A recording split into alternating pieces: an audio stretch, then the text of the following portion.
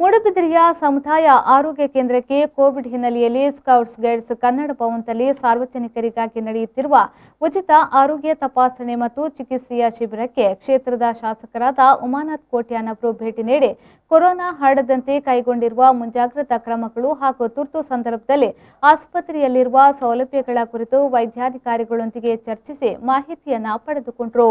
ಇದೇ ವೇಳೆ ಮಾಧ್ಯಮದೊಂದಿಗೆ ಮಾತನಾಡಿದ ಶಾಸಕ ಉಮಾನಾಥ್ ಕೋಟ್ಯಾನವರು ಈ ಸಮುದಾಯ ಆರೋಗ್ಯ ಕೇಂದ್ರದ ವ್ಯಾಪ್ತಿಯಲ್ಲಿ ಕೋವಿಡ್ ಪಾಸಿಟಿವ್ ಕೇಸ್ ಇದೆ. ಅದರಲ್ಲಿ 17 ಜನ ಅಡ್ಮಿಟ್ ಆಗಿದ್ದಾರೆ. ಉಳಿದವರು ಹೋಮ್ ಐಸೋಲೇಷನ್ನಲ್ಲಿದ್ದಾರೆ.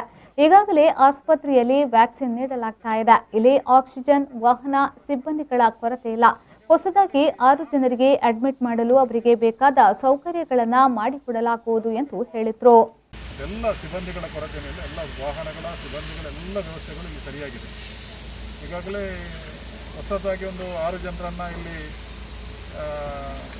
ಅಡ್ಮಿಟ್ ಮಾಡಬೇಕಾದ್ರೆ ಅವರಿಗೆ ಬೇಕಾದ ಏನು ಸೌಕರ್ಯಗಳಿಲ್ಲ ಆ ಸೌಕರ್ಯ ಮಾಡಿಕೊಡುವಂತೆ ನಾನು ಈಗಾಗಲೇ ಸೂಚನೆ ಮಾಡಿಕೊಡ್ತೇವೆ ಅಂತ ಅವರಿಗೆ ಹೇಳಿದ್ದೇವೆ. ಅದನ್ನು ಖಂಡಿತ 1-2 ದಿನಗಳಲ್ಲಿ ಮಾಡಿಕೊಡ್ತೇವೆ. ಹಾಗೆ ಒಂದು ವೇಳೆಯಲ್ಲಿ ಜಾಸ್ತಿ ಏನಾದಂಥ ಕೇಸುಗಳು ಬಂದು ಕನ್ನಡ ಭವನದಲ್ಲಿ ನಾವು ಶಾಸಕರ ವಾರ್ ರೂಮ್ ಮತ್ತು ಆಳ್ವಾಸ್ ಹೆಲ್ತ್ ಸೆಂಟರ್ ಮತ್ತು ಪುರಸಭೆ ಸೇರಿಕೊಂಡು ನಾವಲ್ಲಿ ಒಂದು ವ್ಯವಸ್ಥೆಯನ್ನು ಮಾಡಿದ್ದೇವೆ. ಅಲ್ಲಿ ಸಹ ಬಹುಶಃ ಈಗಾಗಲೇ 10-15 ಬೆಡ್ಗಳನ್ನು ಹಾಕಿದ್ದೇವೆ. ಇನ್ನೂ ಸಹ ಬೇಕಾದರೆ ಒಂದು 50 ಜನರನ್ನು ಮುಂಜಾಗ್ರತಾ ಕ್ರಮವಾಗಿ ನಾವು ತುರ್ತಾಗಿ ಯಾರಾದ ಅಗತ್ಯ ಬಿದ್ದರೆ ಅದಕ್ಕೂ ವ್ಯವಸ್ಥೆಗಳನ್ನು ಮಾಡಿದ್ದೇವೆ.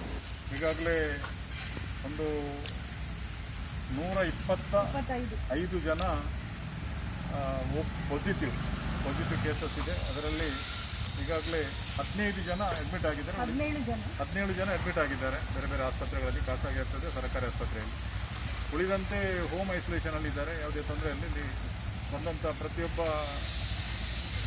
ಜನರನ್ನು ಇಲ್ಲಿ ತಪಾಸಣೆ ಮಾಡಿ ಏನಿದೆ ಹೇಗಿದೆ ಅಂತ ಹೇಳಿಕೊಂಡು ಅದಕ್ಕೆ ಅವರಿಗೆ ಬೇಕಾದಂಥ ಸಮಸ್ಯೆಗೆ ಬೇಕಾದ ಪರಿಹಾರವನ್ನು ಕಂಡುಕೊಳ್ಳುವಂಥದ್ದು. ಈ ಸಂದರ್ಭದಲ್ಲಿ ಪುರಸಭಾ ಸದಸ್ಯ ರಾಜೇಶ್ ನಾಯ್ಕ್, ಮೂಡಾಧ್ಯಕ್ಷ ಮೇಘನಾಥ್ ಶೆಟ್ಟಿ, ಸಮುದಾಯದ ಆರೋಗ್ಯ ಕೇಂದ್ರದ ಆಡಳಿತ ವೈದ್ಯಾಧಿಕಾರಿ ಡಾಕ್ಟರ್ ಶಶಿಕಲಾ ಹಾಗೂ ಹಿರಿಯ ಆರೋಗ್ಯ ಸಹಾಯಕಿಯರು ಈ ಸಂದರ್ಭದಲ್ಲಿ ಹಾಜರಿದ್ದರು.